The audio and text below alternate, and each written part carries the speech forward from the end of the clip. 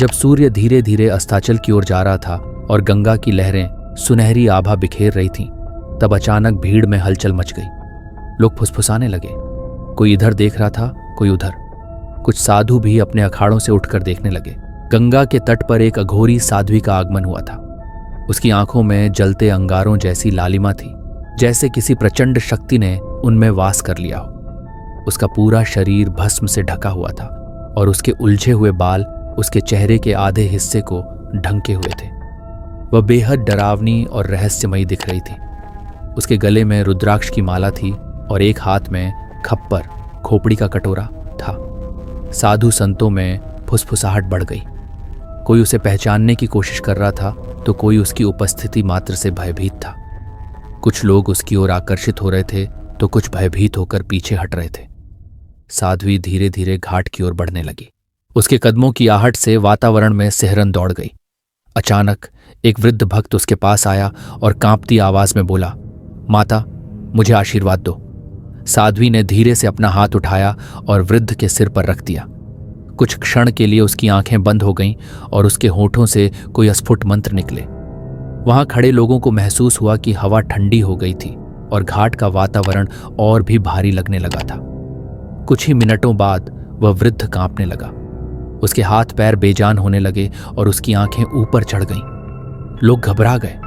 कुछ ने उसे संभालने की कोशिश की, लेकिन वह कुछ ही देर में बेसुध होकर जमीन पर गिर पड़ा। वहां मौजूद लोग डर के मारे पीछे हटने लगे। धीरे धीरे खबर फैलने लगी कि जिसने भी साध्वी से आशीर्वाद लिया उसके साथ अनहोनी हो रही है। कोई बीमार हो रहा था तो कोई रहस्यमयी तरीके से लापता हो रहा था। कई लोग अब इस साध्वी को अपशकुनी मानने लगे थे, लेकिन कुछ भक्त ऐसे भी थे जो उसके पास जाने की हिम्मत कर रहे थे, मानो कोई अदृश्य शक्ति उन्हें उसकी ओर खींच रही हो।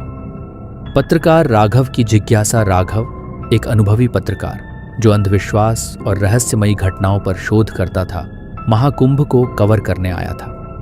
जब उसने इस साध्वी के बारे में सुना तो उसकी पत्रकारिता की जिज्ञासा जाग उठी। वह घाट की ओर पहुंचा और दूर से साध्वी को देखने लगा।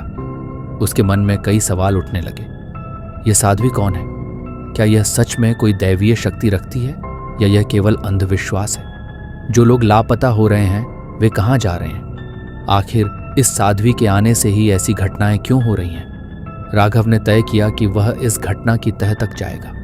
वह एक स्थानीय पुजारी से मिला, जिसने उसे बताया कि यह साध्वी पहली बार इस कुंभ में नहीं आई थी। हर बार जब यह कुंभ होता है तो यह साध्वी पहली बार नहीं आती है। जब भी महाकुंभ लगता है यह साध्वी प्रकट होती है और उसके बाद कोई न कोई रहस्यमयी घटना घटती है। राघव ने अपनी खोज जारी रखी और लापता हुए भक्तों की तलाश में जुट गया। इसी दौरान उसे मालिनी नाम की एक महिला मिली, जो कांपती आवाज में उसे बताने लगी कि उसने साध्वी को श्मशान घाट में किसी अज्ञात शक्ति से बात करते देखा था। मालिनी ने बताया कि उस रात साध्वी अकेली नहीं थी। चारों ओर घना अंधकार था, लेकिन उसके चारों ओर लाल रंग का एक घेरा सा बना था। हवा में किसी के फुसफुसाने की आवाजें थीं और कुछ पल बाद ऐसा लगा जैसे वहां किसी ने जवाब दिया हो, लेकिन वह कोई इंसान नहीं था। राघव को यह सुनकर एक अजीब सा भय महसूस हुआ। उसे एहसास होने लगा कि साध्वी सिर्फ एक साधारण तांत्रिक नहीं थी, बल्कि मृत आत्माओं को बुलाने वाली कोई रहस्यमयी शक्ति थी। रात गहराने लगी थी और कुंभ नगरी में अजीब घटनाएं होने लगीं। हवा में किसी के चलने की सरसराहट थी, लेकिन वहां कोई नहीं था। कुछ लोगों ने दावा किया कि उन्होंने बिना छुए चीजों को हिलते हुए देखा और कुछ के ऊपर तो अचानक अजीब निशान उभरने लगे। तो दोस्तों, कैसी लगी आपको ये स्टोरी? हमें कमेंट करके ज़रूर बताइए और इसे कंटिन्यू रखने के लिए कमेंट कीजिए नेक्स्ट पार्ट, ताकि मैं आपके लिए जल्द इसका अगला पार्ट ला सकूं। धन्यवाद। तो मिलते हैं नेक्स्ट वीडियो में।